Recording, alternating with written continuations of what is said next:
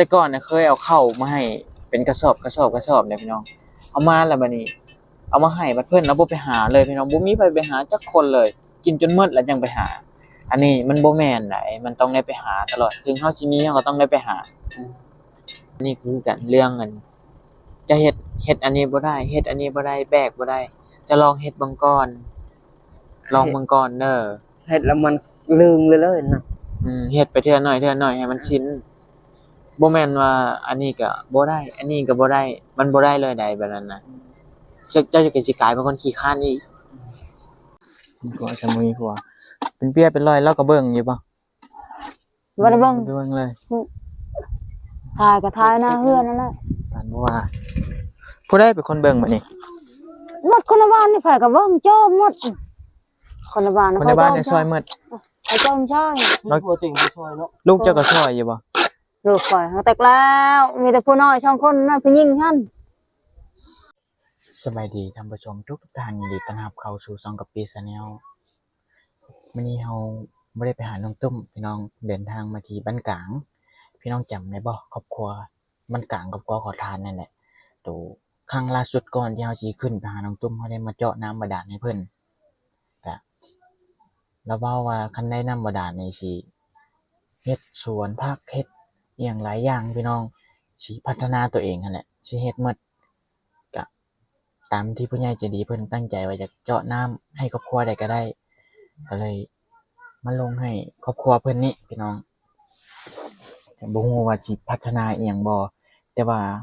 คันบ่ได้ติดตามมึงก็น่าจะฮู้พี่น้องเฮาบอกจะบ่ฮู้สิเว้าแนวใดพี่น้องบอกแนวใดก็บ่เฮ็ดบอกแนวใดก็บ่เฮ็ดแต่ยกตัวอย่างง่ายๆก็คือสะโครกอันโตนี่นะพี่น้องตั้งอยู่นั่นน่ะสะโครกนั่นมันเป็นโครงการของเพิ่นมาลงบ้านพี่น้องเอามาย้ายบ่อยากให้ถ่ายซายๆหั่นแหละส่วนหลายก็เจ้าก็น้ำปลาน้ำหยังใกล้ๆนี่ครับส่วนหลายก็ไปถ่ายแต่อยู่นี่เพิ่นบ่อยากให้ถ่ายซายๆก็เลยเอาโครงการนี้มาลงพี่น้องเดือนในบุพี่น้องยังบ่เฮ็ดปานนี้บอกเบิดทุกอย่างนั่นแหละบอกฮอดวิธีเฮ็ดบอกฮอดอีหยังจนได้เว้าว่าคันบ่เฮ็ดนี่ก็น่าจะ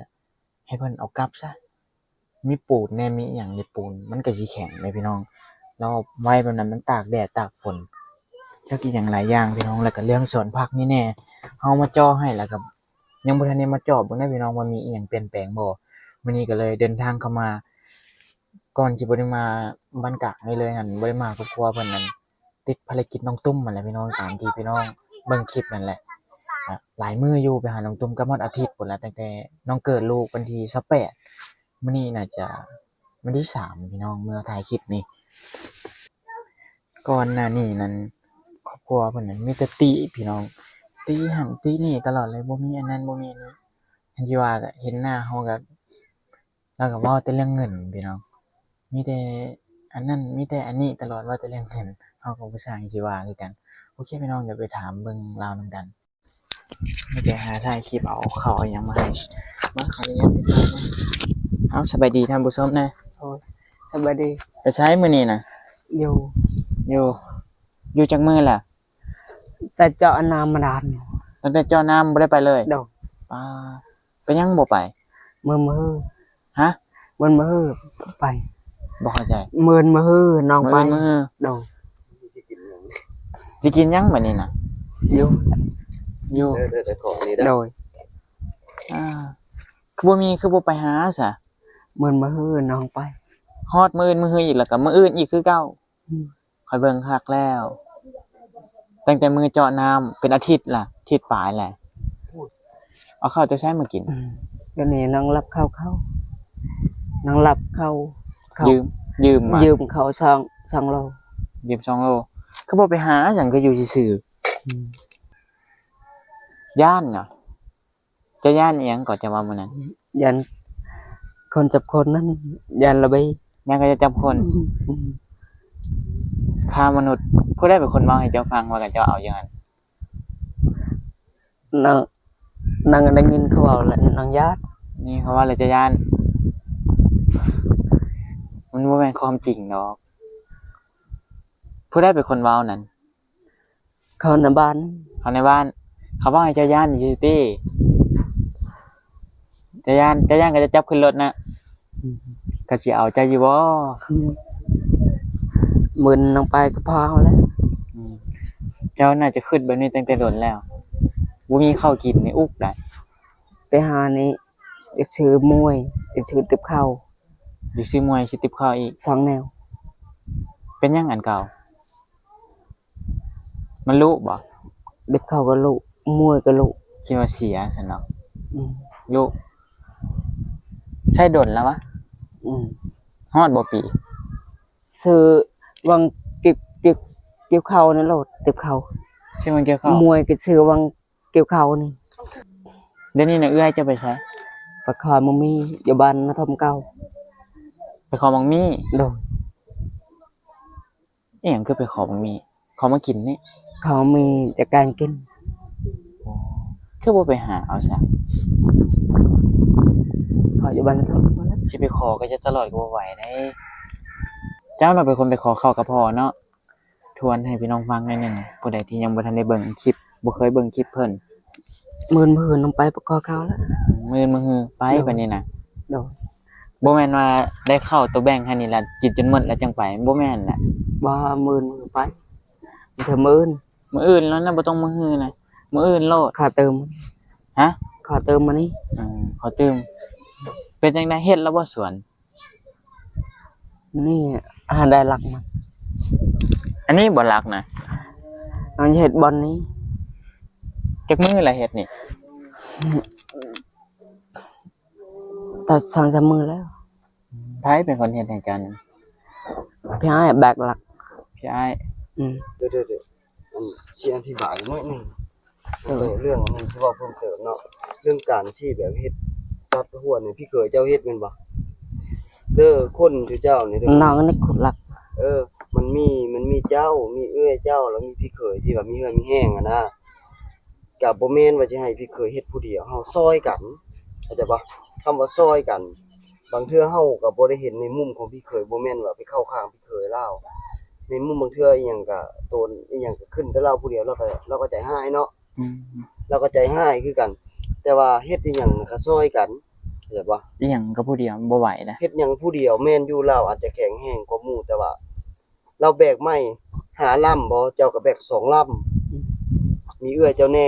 หลายคนเฮ็ดซอยกันมันก็หลาย มันจังแล้วเข้าใจบ่อันนี้คือเขาเว้าเพิ่มเติมพี่น้อง สิว่าสินิ่งใส่แต่ผู้เดียวมันก็บ่ได้ เจ้ากินนำกัน คือกันเว้าเรื่องหวดเรื่องมวยนี่เด้อพี่น้องก็ว่าตรงๆบ่ใจอยากให้ก็ให้ได้คือกันพี่น้องแต่ว่าเฮาตอนนี้เฮาแบบ อยากให้เพิ่นแบบซอยเต็งไปก่อน แต่ว่าบางทีเฮาก็เซอร์ไพรส์นั่นแหละเฮาก็ต้องอันนั้นแน่นอนคำว่าเซอร์ไพรส์เฮาก็เว้าบ่อยากให้เข้าใจปานใด แม่น เฮาก็บ่ได้แม่นว่าใจดำปานนั้นแต่ว่าเฮาอยากเบิ่งอีกประมาณ 2-3 มื้อนี้ก่อน โดย อยากให้กระตือรือร้นกว่านี้ อยากเห็นเพิ่นว่ามีความจริงจังส่ำใดคนเฮานี่บ่ว่าบ่สิปาให้ตัวเองตายหมายว่าแต่ว่าอีก 2-3 มื้อบางเทื่อเฮาก็สิลบมาลอยอยู่พี่น้อง สิมาจอบมาจี เบิ่งตาม ดีกว่านี้บ่นะ เพราะว่าตัวนี้นะบ่ใจบ่ได้เว้าในคลิปของตัวเองอันนี้นะอันนี้ก็คือคำเพิ่มเติม อันนี้ก็ค่อยบ่ได้มีหยังหลายดอกแบบค่อยอยากแนะนำซ้ำนี้แล้วก็เว้าให้ FC เพิ่นฟังเข้าใจกันซ้ำนี้เอ้าก็เว้ากันต่อ วันนี้สิได้อยู่บ่หวดเข้านี่หาเองได้บ่ได้เนาะหับปากติ ได้ ทำบ่ได้เจ้าก็ใช้แบบนั้นนะ ปลาได้แล้ว ฮะ ไปหาเงิน ไปหาเงินแล้วซื้อ ปลาหน่อไม้ ก็มันก็ต้องฮู้เฮ็ดฮู้หาได้ก็จังได้ก็บ่แม่นว่าอันสิไปขออย่างเดียวมันก็บ่ไหว ได้ชั้นหนึ่งก็ได้ ได้แสนหนึงก็ได้อยากได้แสนหนึงก็ต้องได้ไปหาต้องได้ไปเฮ็ดเวียกได้จังได้เงินมา มันบ่แม่นง่ายๆสิได้เงินมาแต่ละกีบ โดย แล้วเรื่องห้องน้ำนี่สิเฮ็ดอยู่บ่ เฮ็ด ตัวโครงการเพิ่นมาลงนี่แหละพี่น้องเฮ็ดเนาะเดือนได้สิเฮ็ด เดือนนี้แหละ เดี๋ยวนี้ เด้อเขาจะให้พี่อ้ายจะเฮ็ดจักก็คือสมมุติว่าเจ้าขาดหยังทรายแม่นบ่ยังทรายเจ้าก็ไปเอาทรายมาเทื่อน้อยเทื่อน้อย อืม ถ้ามันครบแล้วจะบอกเราเฮ็ดแล้วก็เฮ็ด อันนี้มันบ่มีอิหยังมีแต่ปูนนี่เขาเราเฮ็ดแล้วก็เฮ็ดแต่อันนี้แหละให้เราไปเอาแล้วก็สิว่าอีหยังก็มกใส่แต่เราผู้เดียวนั่นแหละ เห็นเป็นแบบนั้นแต่ว่าชุเจ้าก็ต้องเฮ็ดช่วยกันบ่ว่าแต่ไผได้ลูกของเอื้อยเจ้าก็คือกันใหญ่ล่ะได้บ่แม่นน้อยๆคันน่ะบ่เฮ็ดเวียกเฮ็ดงานช่วยก็ต้องได้ไปเฮ็ดเวียกอยู่นอกคันว่าอันนั้นก็คนบักใหญ่ๆพี่น้อง เอ้ยเฮาก็เป็นโชว์ตลอดเป็นปีแล้ว เป็นเปียตลอด โดยดีวันนี้มื้อนี้ หาก็ดีบ่ โดย ไปซักยาวะ สักยามันมาชี้แสนละ มัน400,000เอาเงินแต่ใช้ไปซักบ่ได้ไปหา เงินพี่ให้เฮาแล้วเงินนอนไปขอกับพ่อให้ขออีบ้านกลางเก่าเขาให้ฉันนึง ไปคอ โดย โอ้ยเขาก็บ่ใช่จริงๆ เงิ ว่ะ นเป็นเงินพี่อ้ายเห็นบ่เห็นว่า เงินพี่ให้เอาให้เราให้50 ยังได้ให้50 เพิ่มมื้อ ซัก สิ ซักจะเข็มมัน หมด4 เข็ม บ่4เข็มมื้อน่ะจังได้ดีฮะ โดยสักเทื่อหนึงสันหนึง2 เข็มเข็ม50 4เข็มก็เบิดเท่าใด1เข็ม50ก็200,000น่ะชุเจ้าก็ต้องได้ช่วยกัน คือว่าอันนี้นี่ก็จะบ่ย่านน้ามันอังเข้าตารางเฮือนบ่ บ่ บ่ย่าน ยามฝนมันเข้าแล้วยามฝน บ่ต้องยามฝนนะชุเจ้า บ่ ใช้น้ำตลอดมันก็เข้า บ่ บ่ย่านเนาะ น้อง เข้าก็เข้าแม่นบ่ มันบ่เข้า มันเข้าอยู่แล้วมันบ่เข้า มันซึมไปทีละหน่อยนะชื่อต้องเฮ็ดเริ่มจากอันที่มันง่ายๆนี่ก่อน แล้วก็บ่เฮ็ดให้ตัวเองอยู่ละล่าว่าซั่นซะถ้าอยู่แบบนี้ตลอดให้ขี้คร้านได้ชักโครกนี่ก็เฮ็ดก็มันบ่ได้แม่นอีหยังนะเฮ็ดก็สบายชิมเจ้าเองก็บ่ได้แล่นเข้าป่าบ่ได้อีหยังที่บอกมานี่มันมีผลดีต่อชีวิตเจ้าเบิดจ้ะเฮ็ดสวนเฮ็ดหยังก็บ่แม่นว่าข่อยสิมาเอานำชีวิตเจ้าเฮ็ดชีวิตเจ้าก็ได้กินเฮ็ดสวนนะ เนาะ ตอนบอกเราว่าสิเฮ็ดสวนแต่ดนนะพี่น้องก่อนหน้านี้นั่นอยากเฮ็ดสวนเราว่าอยากเฮ็ดแต่บ่มีน้ำแต่วันนี้ได้น้ำแล้วก็จักสิเป็นแบบใดต่อสิเฮ็ดอยู่บ่ได้น้ำล่ะเอาดีๆเฮ็ดหรือบ่เฮ็ด ให้ เฮ็ดคันบ่เฮ็ดบัดนี้สิเอาแนวได้บัดนี้ค่อยบ่ได้เข้ามาแล้วได้คันบ่ได้พัฒนาตัวเองขึ้นเลย น้องเฮ็ดแล้วสวน หึ น้องเฮ็ด เฮ็ดเนาะบ่แม่นว่าชิมเจ้าก็สิไปโม้ใส่แต่ไอ้เคยอย่างเดียวมันก็บ่ไหวได้ เพราะว่ามันต้องได้ช่วยกันทุกอย่างมันจังได้แล้วแล้วก็แล้วไวอีก โดย เอ้อยเจ้าก็ต้องได้เฮ็ดหลานเจ้าก็ต้องได้เฮ็ดมีแต่บ่เฒ่านั้นเราบ่มีแฮงแล้วก็ให้เราพักผ่อนเดี๋ยวนี้พี่เขยบ่ได้ให้เจ้าติ มือหายแล้ว ฮะ มือไม่หายมันหาย มึงให้ละให้ อืม เจ้าไปเฮ็ดหยังให้เราเราคือให้ จากนั้นใจมัน ฮะ มันหายมือมันหายมันหายมันเมื่อยมันหาย เมื่อยแล้วจะไปสอบอ่ะ บ่ อยู่ซื่อๆนี่ นั่งอยู่เฮือนเข้ามือมันเมื่อย เมื่อยแล้วก็จะไปอยู่งานผู้อื่นก่อน งั้นถึงให้วะ อยู่เฮือนหลักอันนี้ สิว่ากันเฮาบ่ฮู้สิเว้าเด้อพี่น้องครอบครัวแล้วเฮาต้องได้บอกทุกอันทุกอย่างเลย ที่บอกมานี่ก็มีผลดีต่อชีวิตเจ้าเบิดแล้วก็เรื่องอันนี้แน่พี่น้องเรื่องใส่ลบนี่แน่ลาวเขานี่อยากเฮ็ดก็คือหั่นชื่อนี่มาให้ซั่นจะซี่ซี่มาให้แล้วก็ยังคือเก่าข้าวยังจักกระสอบอยู่ในหั่น ยังเขาก็เขาปลูก ยังกระปุกจักสอบ เขาใช่เขาหนายังซ้ำนึงเขาใหายยังซ่อง เนี่ยสอบข้าวปลูกนะ ยังซ้ ข้าเจ้าบ่ใส่ลบอันนี้คันฝนตกนี่มันอันนั้นได้มันเปียกได้มันสิบ่แม่นข้าวปลูกแล้วบัดนี้ ำมันออกนอก มันออกหมดข้อยหมดคำสิว่าบ่ได้เข้ามาบ่กันดนคือว่าจะสิมีหยังเปลี่ยนแปลงกว่านี้บ่ได้เฮ็ดหยังเลยเอาไปเอามา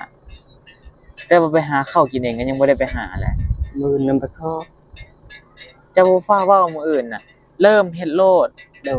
เริ่มโลดบ่ต้องว่ามื้ออื่นมื้อฮือมื้ออื่นมื้อฮือเฮามื้ออื่นก็มื้ออื่นตลอดนั่นแหละฮอดมื้ออื่นแล้วก็มื้ออื่นอีกฮอดมื้ออื่นแล้วก็มื้ออื่นอีกมันบ่ได้ไปจักเทื่อเด้อข้อยสิบอกอย่างหนึ่งคือชุมเจ้านี่แต่ก่อนน่ะเคยเอาข้าวมาให้ เป็นกระสอบเนี่ยพี่น้องเอามาแล้วบัดนี้เอามาให้บัดเพิ่นเอาบ่ไปหาเลยพี่น้องบ่มีไปหาจักคนเลย กินจนหมดแล้วยังไปหา อันนี้มันบ่แม่นไดมันต้องได้ไปหาตลอดถึงเฮาสิมีเฮาก็ต้องได้ไปหาโอ้บ่ค่อยเว้า โดย เฮาสิมีเฮาก็ต้องไปบ่มีเฮาก็แฮงดิ้นรน น้องบ่แล้ว ฮู้แล้วบัดนี้ฮู้แล้วเฮ็ดเด้อบ่แม่นฮู้เลยฮู้ซื่อๆที่บอกมานี่ก็ย้อนหยังผู้ใหญ่ใจะดีซอยนี่อยากให้เจ้าพัฒนาตัวเองได้ โดย เข้ามาเจ้าคิดอยู่บ่ว่าใครเข้ามานี่เว้าแต่แนวเก่าบอกแต่แนวเก่าเว้าแต่แนวเก่าตลอดเลยรู้สึกบ่เขาเว้าแต่อันเก่าย้อนหยังซั่นเว้าจังได๋เจ้าก็ยังบ่เฮ็ดอยู่เฮ็ดอันนี้ให้แล้ว เจาะน้ำให้แล้วแล้วก็ยังอยู่คือเก่า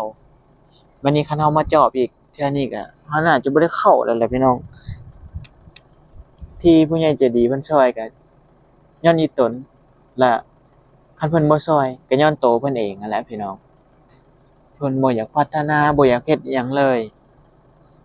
แม่นบ่ครับเว้าหลานเจ้าก็ผู้ใหญ่แล้วก็คันบ่อีหยังก็ไปหาหน่อไม้หน่อตอกซะไปหากับเอื้อยเจ้าหันหรือไปหากับเจ้าก็ได้บ่แม่นว่าสิเล่นแล้วก็กินอย่างเดียวมันก็บ่ได้บ่ต้องเว้าอิหยังไกลเลยนะพี่น้องครอบครัวน้องวันนี่เดี๋ยวนี้ข้ามไปนี่โลดน้อยๆหยังเฮ็ดเวียกตั้งแต่5ปีไปแบกหน่อไม้ไปแย่ไข่มดแดงไปแต่น้อยๆภูมิใจเลยที่ได้เฮือนคันผู้ใหญ่ใจดีที่เพิ่นเฮ็ดให้ตั้งแต่ดนนั้นเพิ่นมาเห็นมันก็บ่ได้อันนั้นนะอย่างน้อยก็เฮ็ดให้เพิ่นดีใจแน่ที่ทีมงานแม่เมฆเจาะน้ำให้ก็เจ้าอยากให้เจ้าพัฒนาตัวเองก็เฮ็ดให้เพิ่นเบิ่งเฮ็ดให้เพิ่นดีใจเฮ็ดให้เพิ่นภูมิใจแน่ถ้าเพิ่นมาจองให้แล้วก็เฮ็ดให้เฮ็ดสวนเฮ็ดอิหยังที่ว่ามันสบายห้องน้ำห้องหยังก็มีน้ำนะเด้สบายแล้ววันนี้นะ โดย โดยแล้วเฮ็ดนำใดบ่แม่นโดยซื่อๆชั่วโมงเอ้ยจะสิมาชั่วโมงเอ้ยจะสิมา 4 โมง 5 โมงบ่แล้ว ชั่วโมงไปขอบักมีฮะเราบ่ได้ไปเฮ็ดเวียกบ่ ขอมันมีอย่างเดียว ไปขออย่างเดียว บ่ขอมันมีบ่มีเงินบ่เขาซื่อ คือบ่ไปเฮ็ดเวียกซะคือบ่ไปรับจ้างกับเจ้า ๆน้องบ่ได้ไปรับจ้างก็ได้น้องบ่ได้ไป รับจ้างก็ได้ก็มันก็ต้องไปนั่นแหละจะอยู่ซื่อๆวันนี้มันบ่ได้มีผลดีกับเจ้าเลยนะเจ้าแฮงขี้คร้านอีกนี่คือกันเรื่องอันจะเฮ็ดอันนี้บ่ได้เฮ็ดอันนี้บ่ได้แบกบ่ได้จะลองเฮ็ดเบิ่งก่อนลองเบิ่งก่อนเด้อ ให้แล้วมันเซ็ม ฮะ เฮ็ดแล้วมันลืมเลยๆนะ เฮ็ดไปเทื่อน้อยให้มันชินบ่แม่นว่าอันนี้ก็บ่ได้ อันนี้ก็บ่ได้มันบ่ได้เลยใดแบบนั้นนะเจ้าก็สิกลายเป็นคนขี้คร้านอีกคืออันนี้นี่ทรายสิเอามาเฮ็ดอันนี้นะจะลงบ่ลงห้วย ไปห้วยไปบ่ไปแล้วก็ตักมาเทื่อละโอ้เทื่อละคู่น้อยเดียวนึงนะพี่น้องมันบ่ได้หลาย เซในนี้รถ เด้ใกล้ๆนี่แม่นบ่ เออ ปานนั้นแล้วเว้ากับพ่อแจนั่นอยากไปจ้างอีกคันมันใกล้ๆนี่จะสิจ้างเฮ็ดหยังลองใช้ความสามารถตัวเองเบิ่งหลานเจ้าก็แล่นไปแล่นมาอยู่บ้านนี่ลองชวนกันไปเบิ่งไปตักมาพูนละคู่นี่ก็ได้แล้วเด้มีข้าวกินอยู่บ่มื้อนี้ เรายืมเขา ยืมจักโลก็ 2 2โลอันนี้สิเอาไปใช้หรือสิเอาไปกินนี่ กิน มื้อใดสิไปใช้กับเจ้ามีข้าวมีปลากระป๋อง มื้อใดสิเอาไปใช้เขา มื่นมือก็ มื้อนี้มื้อเอ้าบัดนี้นะเขาสิมาเจาะเบิ่งถ้าบ่ได้อีกแท้ๆก็สิบ่ได้เข้ามาอีหลีได้บัดนี้นะสิเจ้าเฮ็ดตัวเจ้าเองได้อันนี้ น้องเฮ็ดอะไร โอ้ยเฮ็ดอะลี เฮ็ดชวน พี่น้องเอ้ยฟังนํกันแหน่เฮ็ดอะลีนี่เฮ็ดอะลีตลอดเลยเข้ามานี่บ่ได้เฮ็ดจักเทื่อ บ่ได้ตัวแล้ว บ่ได้ตัวแม่นบ่บัดนี้ แต่ก่อนหน้านี้ตัวตลอดแม่นบ่ตัวจะได้น้ำนี่ก็ตัวแม่นบ่เคย จะได้เลยน้ ไม่ได้เลย ำจะได้น้ำกิน มีหยังแน่ตัวนั้น ฮะ ตัวอีหยังแน่ตัวน่ะ ตัวไว้ชวนเฮ็ดอะไรได้หลักเลย ตัวว่าอยากเฮ็ดสวนนี่โอ้ยเอาบัดนี้นะขอบคุณขอบใจทางผู้ใหญ่ใจดีเพิ่นแน่ เขาก็แต่เป็นไงจะดี ทีมงานแม่เมฆ งานมันไม่ ขอบคุณขอบใจหลาย ได้แล้ว ๆแม่เมฆในคำใส่นายนิกกี้พี่น้องแล้วก็อีกหลายๆคนที่ซื้อเครื่องซื้อของให้เฮามาแจกจ่ายแบบนี้แล้วก็เรื่องเจอน้ำบาดาลนี่แน่ก็จากทีมงานแม่เมฆนั่นแหละพี่น้องต้องขอบคุณขอบใจทางผู้ใหญ่ใจดีแล้วก็ท่านผู้ชมทุกๆท่านเอาอยู่ดีมีแฮงบัดนี้น่ะพัฒนาตัวเองเด้อเปลี่ยนแปลงตัวเองซะบัดนี้น่ะ เอาสบายดีได้พี่น้องวันนี้เราได้บอกเราไปหลายอันอยู่ได้พี่น้องก็มีแนวอยากเซอร์ไพรส์หน่อยหนึงจ้ะเฮ็ดให้มันแล้วแล้วก็แล้วไปแต่แรกก็พี่ว่าสิจบคลิปแล้วได้พี่น้องเรามีแผนหนึงออกไปซื้อฮอดข้าวซื้ออิหยังมาให้เราแล้วก็ไปเอา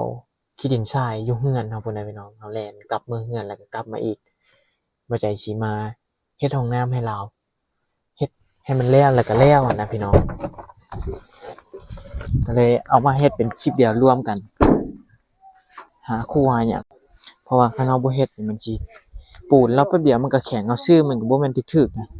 เฮ็ดแล้วก็แล้วจักก็จะสิติแนวใดอีกบัดนี้มาเบิ่งนํกันพี่น้องให้ว่าจะเห็นครับคือกองพี่น้อง2เครื่อง มีน้ำมาเด้อ ให้มันชุบน้ำ ตัวนึงค่อยสิใส่อันนะ ตัวหนึงเอาผสม ได้บ่เอาพอก่อน อันนี้เราสูบน้ำคันแต่น้ำนี่แห้งๆคันเฮาเว้าซื่อๆน่ะบ่ได้ดะต้องได้เฮ็ดต้องได้ลงมือนํ เก็บมันนี่ออกมาสิ มาเคลียร์ขี้เหงื่อ ไปเคลียร์อันพวกเคลียร์ใบตองออกมาน้ำยานี่ตกฮะมันสิตกมันบ่ตกหรอกแป๊บนึงจะลงได้บ่ลงแล้วจะขึ้นได้ล่ะบัดนี้แป๊บนึง ไข่ฟ้าออกอ่ะ แป๊บนึงก็สิคาฟ้าออกกัน อย่าบอกก่อนเฮ็ดให้มันแล้วก็แล้วคันท่าสิเจ้าเฮ็ดน่ะโอ้ยันปีนี้สิเจ้าก็บ่ได้ใช้ลงไปเคลียร์ขี้เหงื่อก่อนไป มันได้บ่แล้ว เราไปเคลียร์ขี้เหงื่อเด็กน้อยทิ่มขี้เหงื่อเต็มอยู่ลุ่ม เดี๋ยวค่อยสิวางสะโพกไว้ให้ก่อน แล้วก็เคลียร์พื้นที่ไปพ่อออกมา นั่นน่ะ ใส่เลยยังมันคำจะแอบแป๊บนึงเดี๋ยว เคลียร์ได้แล้วก็ แป๊บนึงนะ จนเฮ็ดแบบนี้แหละพี่น้องผสมหน่อยอย่ามันเปื้อน เสียดายแล้วเจ้านายนี่ปูดมันสิแข็งแน่นี่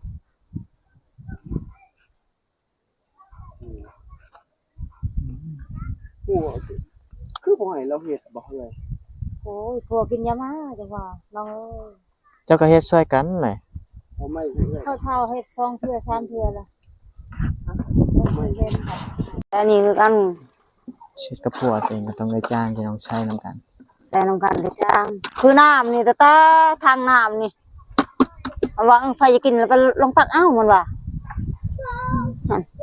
มันได้ เขาบ่ช่างสิเว้า ทั้งที่คันโยกเฮ็ดใส่ฝาค่อยสิเว้าตรงๆผู้เจ้าสิมีคนซอยหรือบ่มีคนซอยเดี๋ยวขึ้นกับผู้เจ้าเอง คอยว่าติน้อง อยาก ค มั อย น ว่า เพี้ยนเนี่ยนะ ติน้องจะถูกแล้วท่านก็ว่า คือเดี๋ยวนี้เราบ่มีข้าวกินเมียนี่ฮะก็มึงเปียลอยนี่พุ่นเขาอยู่บ้านนะทมเบิ่งเด้อเพราะว่าอันนี้พุ่น ไปแต่เช้า ไปแต่เช้าตื่นแต่นอนแล้วก็ไปโลดไปอยู่แล้วมันมื้อกินข้าวแล้วก็มันไปนี่พุ่นละชักจ้างพุ่นละ อย่าเป่าให้เด็กน้อยมาเหยียบเด้ออันพวกนี้นะเพราะว่าฝามันแตกย้อนว่าเขาปีนพิษตั้งแต่ทวิตไปแล้ว เด็กน้อย ธรรมดามันต้องปีนทางนี้ขึ้นมาเพราะว่าเราต้องหาหัวอากาศ เขามาหย่อมมาเหยียบนะ คันว่าบุอันนั้นเอาหาพวกอันปูนเก่านี่เอามาเท เอามาอัดบ่ให้มันอันนั้น คันว่าบ่เททับนี่มันจะแตกเด้ออันนี้ จะเบิ่งแน่เด้อเบิ่งแล้วจื้อเอาเด้อเฮ็ดแล้วนั่น ของนี่มันก็บ่ได้ยากปานใดดอก เบิ่งวิธีเฮ็ดนะเบิ่งไว้แล้วก็จื้อเอาเจ้าจะว่าแต่บ่เป็นอย่างเดียวมันบ่ได้เด้อ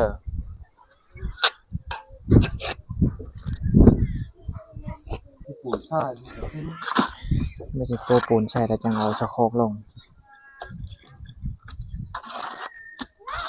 บัดใส่แล้วจะบอกกับเจ้าเด้อเด็กน้อยน่ะบ่ให้เขามาใกล้เธอเด้อให้มันแห้งก่อน เข้าใจบ่เอ้ย โดย ไม่ใช่ก้อยปูนจะตื่นเมื่อกี้นี่มันหน่อย ปลาหยิบปลา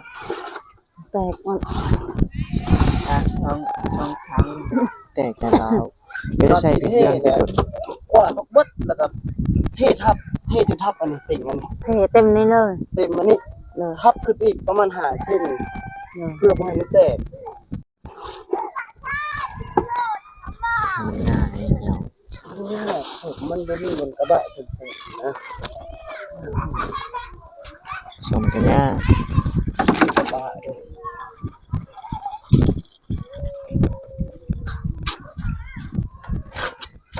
อยากจะโคกใส่ ไปขอเข่าบ่มึงจะไปขอเข่าอ่ะ เลย น้องมาจากไปหาพวกเขา สิเขาจะรู้ แล้วเขาได้เต็มคำเลย พี่น้อง พี่น้องเอ้ย ขอ เขาให้ตลอดบ่ ล่อหากระไปนี่หากระไปนี่ บัดหมอนี่เพิ่นบ่ได้ไปใช้มันบ่บ่กล้าไปตลาดนี่บ่ ลูกกาไปตลาดยันเตลวีนั่น เขาบอ เพื่อก ไป เอา เห็นว่าหา เขาบ่เอาดอก อืม กะมีแท้เขาก็บ่เอาแบบนี้นะเอาไปเฮ็ดอีหยังเว้ยเขาสิเอาไป เขาก็ เขาญาติเขาโตเนาะ เอาคนสมบูรณ์ย่านจนบ่ไปไม่ใช่ฮอดเดือนแล้ววะเป็นก็ พอ เป็น เดื จะ อน สร้าง แล้ว มันนี่ แต่ไอ้กะนำให้ กูว่า ไปไกลเลย จะบ่ได้ไป เนาะเอ้ยนี่ไปหาหน้าไม้ก็เอ้ยไปมื้อเปียนี่นอนอยู่ นี่ก็ดอกกระเบี้ยเด้อเนาะเจ้าบ่ต้องย่านดอกบ่มีไผเอาเจ้าให้แล้วล่ะก็จังว่าเพราะว่าเขาเป็นคนสมบูรณ์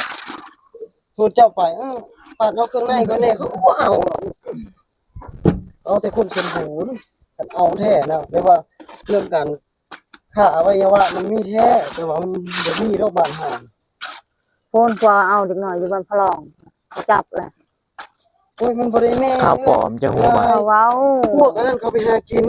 เฟกนิว เขาเว้านะ ข้าวปลอม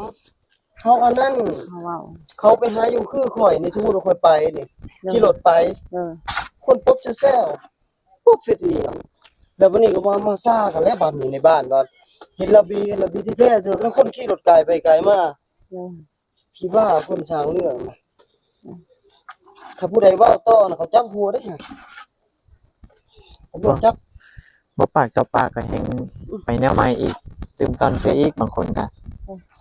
คอยบ่เห็นคอยไปตลอดน้องเอ้ย บ่มี อันนั้นแหละมันบ่มีจะเห็น คอยไปเข้ากินแค่ตั้งระยางนักเข้าแดเอามือแดเพิ่นก็ว่าโอ้ย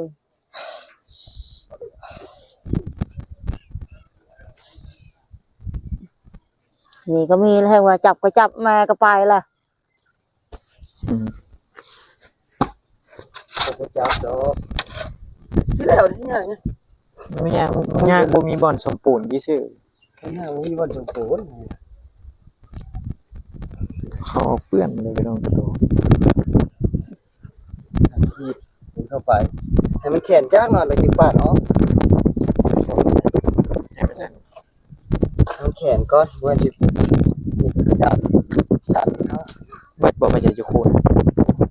ประมาณอัพนี่ ให้กระเจ้าไปอ่านเลย เดี๋ยวแล้วทำความสะอาดนี่เด้อ เอาส่วนไอ้หยังขุดออกอยู่แคมป์นี่นะ เป็นสปีดให้ อันนี้โอเคนัวชวนไป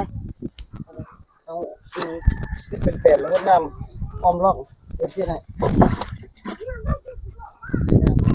น้ำมือเขา มาอยู่ใกล้ๆกับน้องสิ ทางน้องนี่ถูกเพิ่นก็ว่าไปเชื่อเขาแต่ละมีรถใหญ่พุ่น เอากระเจ้าหาเนาะ เขาได้มาได้ไงก่อน รู้จักเพิ่นก็ว่าเขาก็เงินงอจะข่าวขายไปทาง พิมพ์แล้วว่าพี่น้อง ไป เรามี นึก ผู้ กัน ใด เพิ่น มี ก็ว่าหันปะพวกมาอยู่น้องคอยนี่เขาว่าเพื่อนเขามีแต่เพื่อนช่องชั้นหมดเพิ่นก็ว่าเพื่อนรังแม่เขาซ้ำลูกเขานี่ถูกเพิ่นก็ว่า อืม ขึ้นกับผู้หาได้เป็นแบบของแบบนี้นะ บางเทื่อกับบางคนก็หาบ่ได้ก็กินแห้งลูก แต่ซ้ำลูกเจ้านี่ธรรมดาใส่ให้ ระบาวข่อยตายแล้ว ยังไปลุกเลยโดย ธรรมดาซ้ำลูกเจ้านี่เขามาซอยเวียกซอยงานได้ตามน้ำตามในได้ได้ฮะ ใหญ่เลยใหญ่เลยได้บ่แม่นเด็กน้อย อ้าวเขาให้เฮ็ดงานนำกันแล้วเฮามันบ่ไปนี่ช่องเถื่อชามเถื่อแล้วพี่น้อง เดี๋ยวนะ โดย บอกว่าเฮ็ดเวียกจะบ่ไป ผัวกันเขาบ่เอาผัวเขาว่ากินยาบ้าเขาบ่เอา แนวมันแหละ มันลูกเจ้านี่เขาเอาเฮ็ดงานนำกัน ลูกบ่ไปเนาะ ลูกบ่ไปนี่ช่องเถื่อชามเถื่อเขาว่าน่ะใช่ ฟังอยู่บ่สมมุติจะสอนนี่ลูกจังน่ะ โอ้ จะสอนจะให้ก็บ่ฟังเลย ลูกมันจะซื้อหันเห็นเงินหันเห็นกินนี่แม่บ่ชักว่าเป็นลูกนี่ก็ยังขอมึงเนาะ ธรรมดาลูกสิใหญ่เลยนะผู้ชายน่ะ ซำนี้เนี่ย มันบ่ได้น้อยนะ เขาไปเฮ็ดเวียกละ ข่อยนี่ซะมันนี่เฮ็ดเวียกก็สร้างแล้วได้ โอ้อันนี้กันล่ะพี่น้องใคร เฮ็ดเวียกก็สร้างแล้วสนุกจัง ก็สมุยผัวเป็นเปียเป็นรอยแล้วก็เบิ่งอยู่ป่ะ บ่ได้เบิ่ง เบิ่งเลย ถ่ายก็ถ่ายหน้าเฮือนนั่นแหละ ปานบ่ว่าผู้ใดเป็นคนเบิ่งบัดนี้ หมดคนละบ้านนี่ไผก็เบิ่งโจมหมดคนละบ้าน คนในบ้านในซอยมืด ไอ้โจมใช่ น้อยผัวติ่งไปซอยเนาะ ลูกเจ้าก็ซอยอยู่บ่ ลูกข่อยแตกแล้วมีแต่ผู้น้อย2คนนั่นผู้หญิงหั่นหันว่าจะกินข้าวแล้วมันให้หันว่าอยากลุกแล้วมันเอาลุกให้ แม่เด็กน้อยเนาะ หมด2คนเท่านั้นดึงขึ้น ผู้ใหญ่นี่บ่ได้สนเลยบ่ ผู้ใหญ่นี่ก็ จะสิได้กินแห้งลูกอยู่บ่บัดนี้ ข่อยเบิ่งเด้อก็มันข่อยจริงบ่แม่นข่อยอยากเว้าอยู่เนาะข่อยเห็นแบบคนอื่นเขาเห็นเขาไปขายน้ำมันเนี่ยเจ้าเห็นหมดได้ผู้ชายก็ เออ เห็นแต่ลูกเจ้าน่ะบ่ได้ไปเลย เบิดบ้านก็จะไปหมดบันกลางเลย ไปหาหน่อไม้ดิตื่นแต่เช้าไปลูกไปหาหน่อไม้ไปแล้วมันว่าเจ้า บอกให้แม่ไปอีก อันนี้คอยหมูเปียนี่บ่มีห้ามช่างกินนะคอยดีกี่เปียแล้วนี่ นี่ก็ย่านอีกเนาะ ตัวนี้จะไปแล้วคอยไปใช้ยันมันใช้ยัน เขาก็สร้างสิว่า เดี๋ยวสิฟังไปก้าวแม่ข่อยเว้ายุคตั้งแต่ยุคสงครามนี่คือโง่ ให้แต่มันละเอียดแล้วก็แล้วเพราะว่าโบกไปครับพี่น้อง การที่อันนี้ก็บ่แม่นนี่ดอกนี่เสียดายพวกปูนพวกซีเมนต์พวกหยังที่สิดอกเอาไปเลยก็ปล่อยไปขณะนี้เป็นอยู่ มัน วางสะโพกเขาว่างบ่เป็น มันใครได้อย่างหนึ่งฝนบ่ตกคันฝนตกนี่ปูนแข็งนะ นี่เรื่องคนโตคนเข้าสงกรานต์เนี่ย ปูนแข็งนี่โอ้ยพอแห้งได้ชื่อปูนเป๋าหนึงบ่แม่นที่ถูกแค่เดี๋ยวนี้ เกือบเป็นแสนแล้วนะ ตะกี้ก็ยัง6-70 ด่าเด้อ เอามา ให้นกโอ้ใช่มันเบิดปูนมันเหลือพอดีมันกระเทินเดี๋ยวอะไรเก็บรายละเอียดหน่อยหนึงพอดีค่ำพี่น้องทำนี่นะ ตัวนี้ โดนน้ำเมาสมปูนนี่คือมันบ่มี ดูซอยมันเยอะเฉยๆเรียวตา เอาไปล่างเดี๋ยวแล้วคนสิบอกตื่ม ล้างให้มันสะอาดละไว้ เฮ็ดเสาใส่มันเป็นสี่เหลี่ยมเนี่ยก็ได้ครับฝากระจาดฝาอย่างมาใส่ก็ได้ เป็นอยู่บ่ คือเฮ็ดอันนี้นะเสาไม่เห็นนะ เจ้านี่ อืม เสาปูนกับเสาไม้ก็เลย หาแนวมาอัด ได้ท้ายฝากระจาดฝาอย่างมาแอมเอาคนได้ท้ายอันนี้น่ะชื่อไว้ตรงได้เท่ได้คำบ่เท่แตกได้อันนี้น่ะ เทกับบ่ยากดอกเฮาใส่อย่างเบิดเลย เขาใส่ให้หมดแล้วเท่ อันนี้ล่ะพี่น้องเทหมองฝานี่แหละสมาโบกก็ท่อกับเจ้าก็เอาให้บ่เพื่อนเรามาชุบใส่แล้วจังเท พอสุดใจเท่เจาะก่อนได้ก่อนจะเท่กะเจาะอันนี้น่ะเอาลิ้นตะปูอย่างตอกลงก่อนเอาไม้อย่างตอกล ให้ ง มั ก่อน นมันทะลุ มีบ่อนระบาย พออากาศนั่นน่ะ ต่อเติมซะเด้อบัดนี้นะเอ้อยเด้อ ไปล่างก็จะพอละล่างก็ได้เพียง เฮ็ดให้มันแล้วให้มันได้ใช้ซะเด้อบัดนี้นะคิดอย่าบ่คิดสิใช้ห้องน้ำคือเขาอยู่บ่ ใช่แล้ว ใช่เนาะคันเฮ็ดเองนี่จักปีได้สิได้ใช้ บอกตลอด ล้างให้มันหมดเด้อคู่นั่นก็ตัวได้ยืมกับเจ้าแล้วล้างก็ไปส่งกับเจ้าคืนได้อบัดนี้นะอันให้มันแล้วก็เอาหาฝามาใส่บัดนี้น่ะแล้วเช็ดสมบูรณ์แล้วก็ได้ใช้ยามฝนมามันแฮงสิยากได้แล้วน่ะเอาไปล้างซะ แปลงเนี่ยแปลงให้มันถูก ให้มันเพียง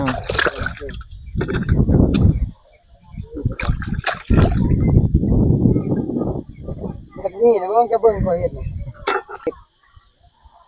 แต่นี่ อ๋อมันต้องได้เฮ็ด